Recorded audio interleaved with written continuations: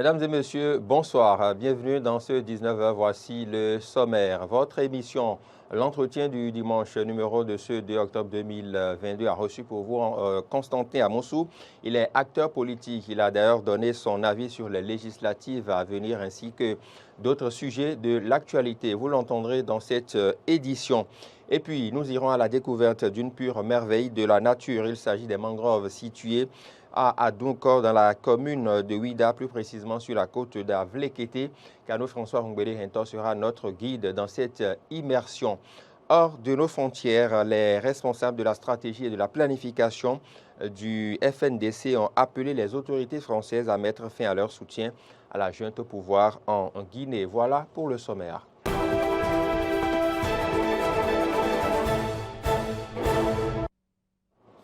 À nouveau, bonsoir et bienvenue si vous nous rejoignez. Nous sommes dimanche 9 octobre de l'année 2022, c'est le 19h. Les responsables de l'Agence nationale d'identification des personnes étaient face aux représentants des différentes formations politiques et ceux-ci en prélude des législatives de 2023. Il s'était agi de leur expliquer un peu le fonctionnement de la liste électorale permanente informatisée ainsi que les différents amendements y apportés. Voici un compte rendu qui vous donne plus de précisions sur ce sujet.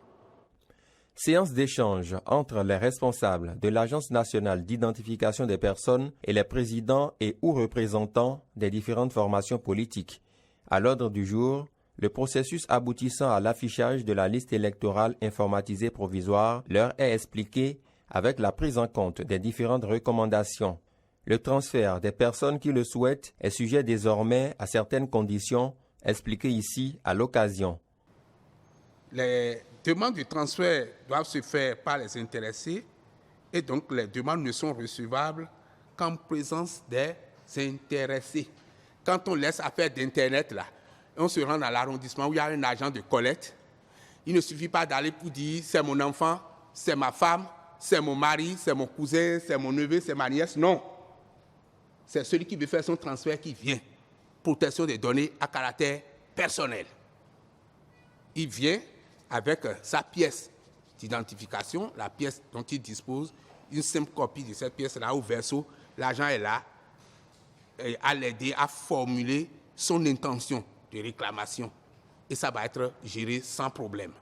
Au cours de la rencontre, le gestionnaire mandataire de l'ANIP a annoncé une réouverture des listes permettant à tous les Béninois d'effectuer des corrections dans les centres de vote, les arrondissements, et ce jusqu'au 15 octobre 2022. Pour y arriver, il a invité les responsables des partis politiques à une sensibilisation à l'égard de leurs militants et militantes.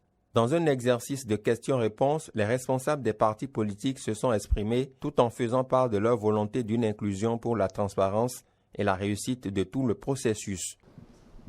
Je voudrais revenir sur le fait, en février, en donnant vos sources, vous avez dit, nous avons pris ceux qui ont fait la LEPI. Nous avons pris ceux qui ont fait le RAVIP, etc., etc. Aujourd'hui, vous dites, même si vous faites la LEPI et que vous ne faites pas le RAVIP, vous ne serez pas là-dessus. Je ne comprends pas ce recul-là. Je ne comprends pas. Ce n'est pas ce que vous avez dit en février. Je ne comprends pas. Vous n'avez pas fait cette réserve-là en février. Vous avez dit que vos sources, c'est tous ceux-là que vous avez agrégés. Est-ce que les cadres de couturiers ou de couturières, est-ce que les cadres de tontine, parce qu'on aura mis une photo dessus, serviront de document? C'est peut-être pas à vous qu'il faut que je pose cette question. La question que je dois vous poser, c'est la carte NIP qui serait gratuite, qui est gratuite. Au plan technique, comment pensez-vous mettre cette carte gratuitement à la disposition des électeurs? Les anciens électeurs de la LEPI qui n'auraient pas retrouvé leur nom sur la LEIP ou qui ne se seraient pas retrouvés à leur ancien centre de vote ont une voie loyale de réclamation. Apporter la preuve qu'ils ont fait le RAVIP. S'ils apportent la preuve qu'ils ont fait le RAVIP, les agents que nous avons au niveau des arrondissements sont outillés pour rapidement, ça ne prend pas de temps, regarder et leur dire non, vous êtes bien sûr la LEIP au niveau de tel centre de vote. Il dit, ah non, mais je ne veux pas rester au niveau de ce centre, je veux tel centre. Ils vont demander un transfert et les transferts vont se gérer. À noter que la date du 24 octobre 2022 est prévue par l'ANIP pour rendre public les chiffres des listes électorales. Vous le savez, le chef de l'État béninois, Patrice Talon, a signé plusieurs accords de coopération aux Pays-Bas lors de sa visite. Nous vous proposons dans l'élément qui va suivre une compilation des accords signés à cet effet. Regardez. La signature d'accords de financement et d'engagement financier concerne les projets ci-après. L'alimentation en eau potable de 6 localités du nord du Bénin, le développement du port de pêche artisanal de Cotonou, l'aménagement et la réhabilitation du lac Nokwe et de la lagune de Porto Novo. Il s'agit d'un financement total de 118 milliards 72 millions 260 000 francs CFA.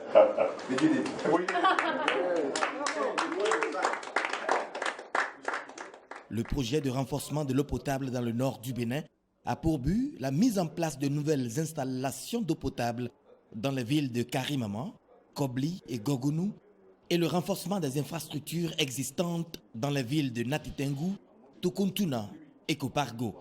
De même, dans la perspective de faciliter les activités du port autonome de Cotonou et pour impulser sa rentabilité, il a été envisagé la relocalisation du port de pêche. Cette structure sera décomposée ainsi qu'il suit. 1.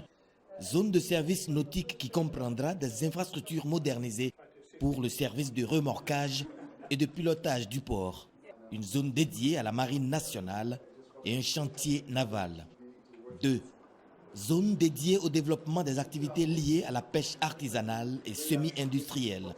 Cette zone comprendra entre autres des quais de déchargement, des zones d'abri pour les embarcations, un plan incliné pour la mise en cale des pirogues, des ateliers de réparation des filets et des moteurs, etc. Mais également tout un circuit de mise en vente des produits de la pêche en assurant un suivi sanitaire et statistique efficace. 3. Zone de commercialisation et de transformation des produits de la pêche, également incluse dans le projet. Enfin, le projet d'aménagement et de réhabilitation du lac Nokwe et de la lagune de Porto Novo apportera des réponses à la grave dégradation de ces 2 plans d'eau. Merci. Je l'annonçais en titre, votre émission Entretien du dimanche a reçu pour vous Constantin Amosou, jeune acteur politique. Il est revenu sur les prévisions en guide des législatives de 2023. Voilà, il s'est prononcé d'ailleurs sur ce caractère de fait qu'ont toujours eu les élections dans notre pays. Lequel caractère voudrait-il retrouver à l'aune des échéances à venir? Suivez-le dans un extrait sur cette émission. J'examine le champ politique aujourd'hui tel qu'il se présente. Je suis quelque peu fier parce que j'ai réussi effectivement à faire en sorte que, même si des élections se tenaient demain dans notre pays, et je l'espère très fortement, il n'est pas probable que nous ayons eu les tensions fortes que nous avions eues par le passé. Je ne viens pas lancer de façon apodictique que je tiens de telles vérités, qu'il n'est pas possible que quelques petits points de mésentente surgissent à l'occasion des élections, sachant par ailleurs que les élections, c'est un moment de volonté de contrôle, disons, de la vie politique, et que toutes les formations politiques, par nature, par définition, sont nées pour conquérir, exercer et même conserver le pouvoir politique. À partir de ce moment, les intérêts des partis politiques vont forcément s'entrechoquer. Mais cet entrechoquement, j'ai espoir aujourd'hui, et je peux le parier, que cela se gérera de meilleure façon.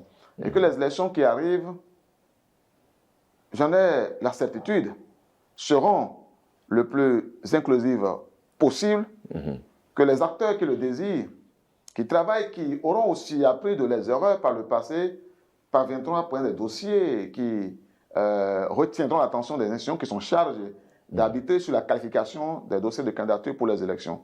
Et donc, je n'ai pas de doute sur ce que ces élections seront l'occasion d'une fête politique, d'une fête électorale.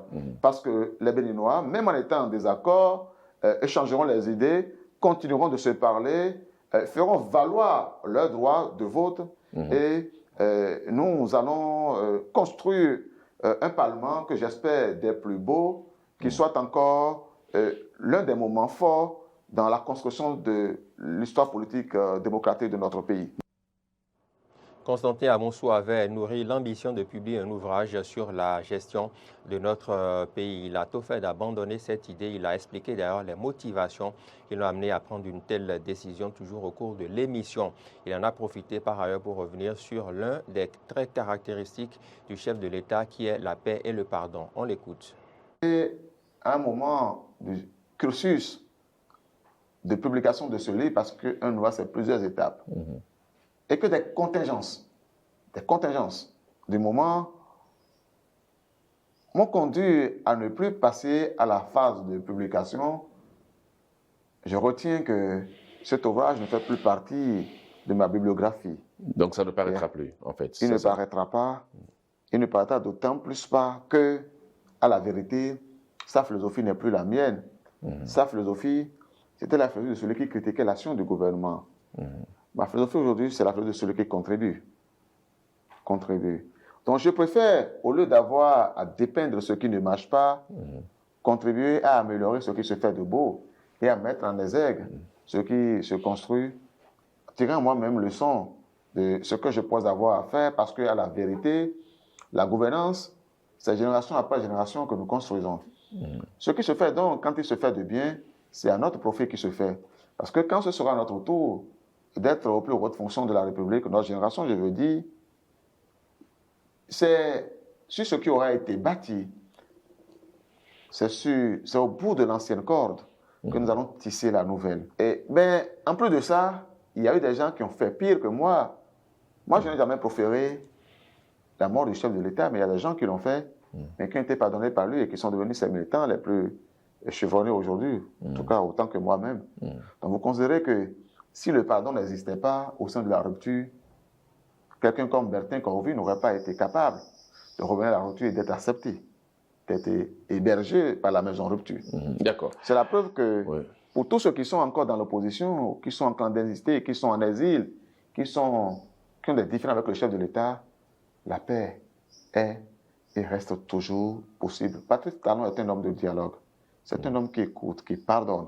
Il n'en donne pas peut-être toujours le sentiment de loin, mais c'est un homme attentionné. Et il a autour de lui des gens qui savent, dans le terme, porter les conseils avisés pour avoir les résultats. Je voudrais peut-être en profiter, sans sortir leur nom, pour saluer des gens qui se reconnaîtront, parce que dans l'ombre, ils contribuent beaucoup pour l'apaisement et pour la décrispation. Ces personnes se reconnaissent, ou alors les gens les reconnaissent.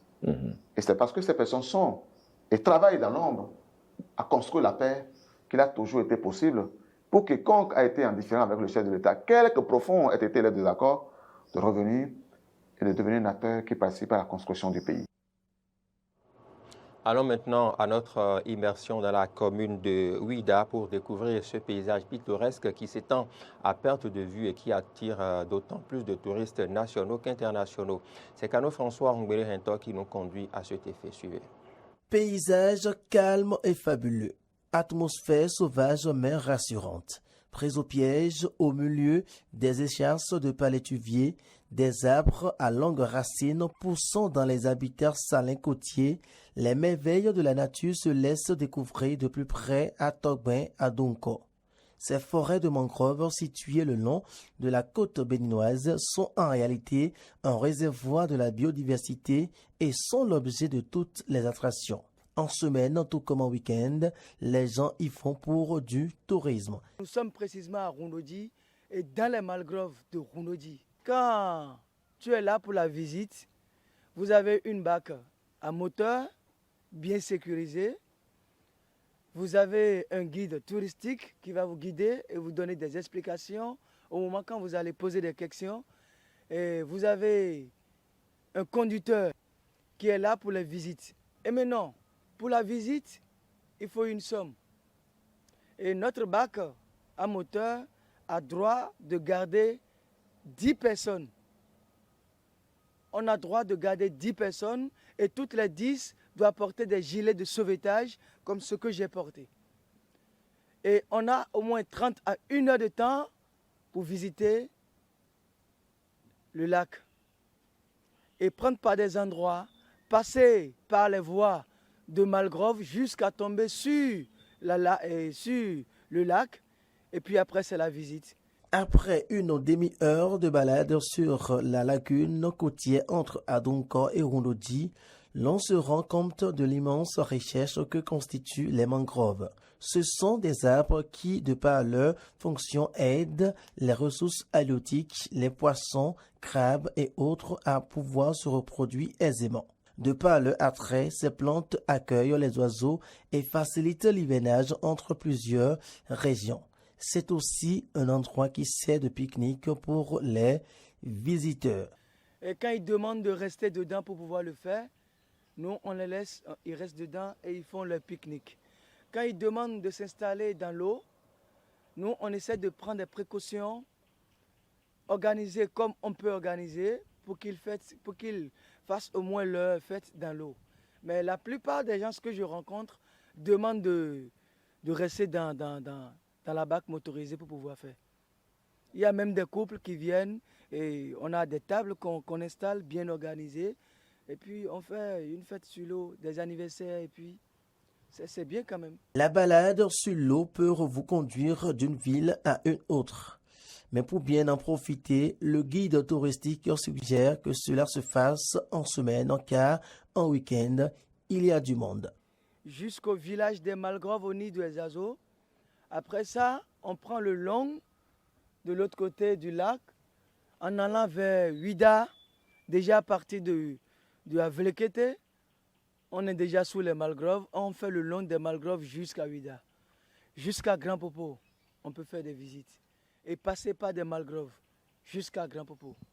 Et j'aurais vraiment aimé que vous preniez au moins un temps dans les semaines pour faire votre balade.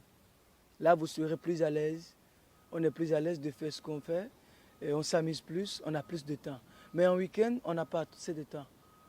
Parce qu'il y a tellement du monde. Et quand la barque ramène, ça doit vite ramener encore de l'autre côté. Quand ça ramène, donc, le clientèle aussi n'a pas assez de temps pour vivre comme cela se doit. En plus d'être des réservoirs de la biodiversité, ces écosystèmes sont de véritables remparts contre l'érosion côtière et constituent, selon les études, des puits carbone très prisés, ce qui permet d'affirmer que les mangroves sont capitales pour la régulation de l'environnement.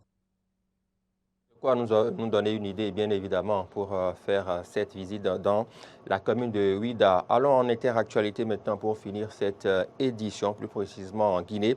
Sekou Koundonou, le responsable de la stratégie et de la planification du FNDC, a appelé les autorités françaises à mettre fin à leur soutien à la junte au pouvoir en Guinée. À l'occasion de la tournée européenne qu'il effectue actuellement, il a rencontré les responsables et autorités françaises à divers niveaux. Il a répété les regrets du Fonds national pour la défense de la Constitution face à la reprise de la coopération militaire avec la junte. Il faut rappeler que le Fonds national de développement annonce qu'il relance de nouvelles manifestations en dépit de son interdiction par les différentes autorités. Dans une interview accordée à Radio France Internationale, Sekou Koundonou dit que ces nouvelles marches auront lieu les 18 et 26 octobre prochains et viseront notamment à réclamer la création d'un cadre de dialogue inclusif sous les auspices de la Communauté économique des États de l'Afrique de l'Ouest, CEDEAO. Mesdames et messieurs, voilà qui vient mettre un terme à cette édition. Vous pouvez désormais nous suivre via notre application Eden TV Diaspora FM téléchargeable sur Play Store et App Store. L'information se poursuit également sur nos différentes plateformes digitales. Merci à tous de m'avoir suivi. Passez un bon début de semaine.